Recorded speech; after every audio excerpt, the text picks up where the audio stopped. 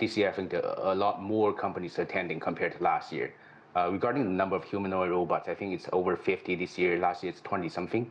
But the key observation is that there are a lot more supply chain companies joining the show, meaning that the whole industry is getting more mature. And then the second observation is that we see a lot of use cases compared to before.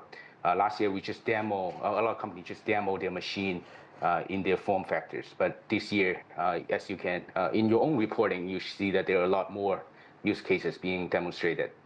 Just how pronounced is China's dominance in this space? And what country and companies are on its heels, do you think? Well, I think because of the EV industry, in the last two decades, I think China invested a lot of resources into the EV industry. Today, China is leading in the EV industry. And then if we examine the EV industry versus the robotic industry, they share pretty much the same supply chain. I think there's 80% overlap. So that EV industry supplies overflows into the robotic industry, and that's for one reason why China is leading.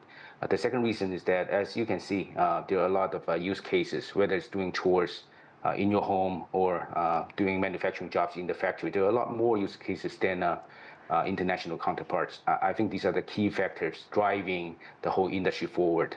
Now the whole industry is actually focusing on making up or catching up with the system technology, whether it's the large language model and whether it's the computing chips. Once we have all these key technologies ready, then we complete the whole feedback loop, and the whole supply chain becomes very ready for commercialization. I'm very curious what you think about the US as far as how competitive are there. There's been pushes, let's say, by Elon Musk making a big push into robotics and these humanoid robots. You see them now. He's created this Tesla diner where he has robotic servers, serving you, your fast food or hamburgers or whatever. Where does the US stand on all of this, do you think?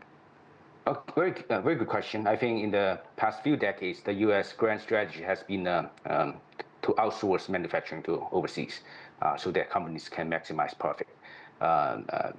Today, when they try to review the whole robotic industry, they find out that, there's not enough hardware companies there to provide all the parts and components. All those companies are in China. So I think the US has a bit of catching up to do in the supply chain or hardware space. But software-wise, I think US is still leading, represented by companies like Tesla, OpenAI, and so on.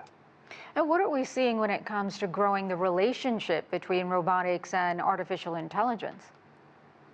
Well, it's like AI is the brain for different kinds of robots. Once you have better brains, you can do your jobs better, you can think better, you can help people better.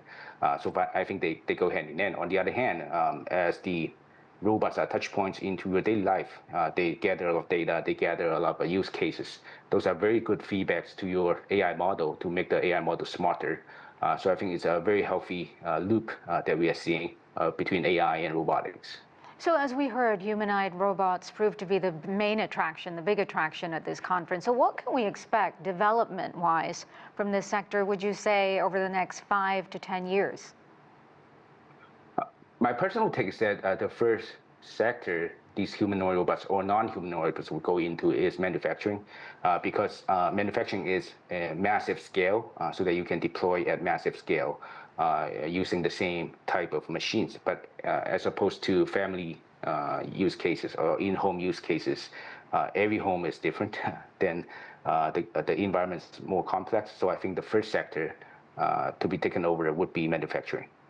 Not everyone is feeling very positive about this development. And when you talk about growing to scale, there's also growing concern in the workforce, both in the US and abroad for that matter, about a robotic takeover of jobs to some degree. Do you think that's realistic? If it is, how soon could something like that happen? Well, I think it's very realistic. If we talk about manufacturing, it's 3 to 5 years. If it's an in-home scenario, it may take longer. But if we start with manufacturing, a lot of the workforce are in manufacturing.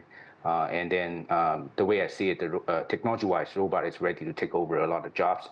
Now they are trying to reduce the cost of these robots so that they can deploy at massive scale. And then if we zoom out and look at the societal impacts of robotics and embodied AI, I think regulation-wise or legislation-wise, we're kind of behind the technology development. We need to catch up to make sure that if these people lose jobs, how can we still take care of them? That's still an open debate. And then I think once a while back, people proposed UBI, but then I think through some experience, UBI seems not working very well. So we still have yet found a solution. So really fascinating conversation. I wish we had more time, but we're out of it for now. Thank you so much, Shaoshan Liu. Thank you.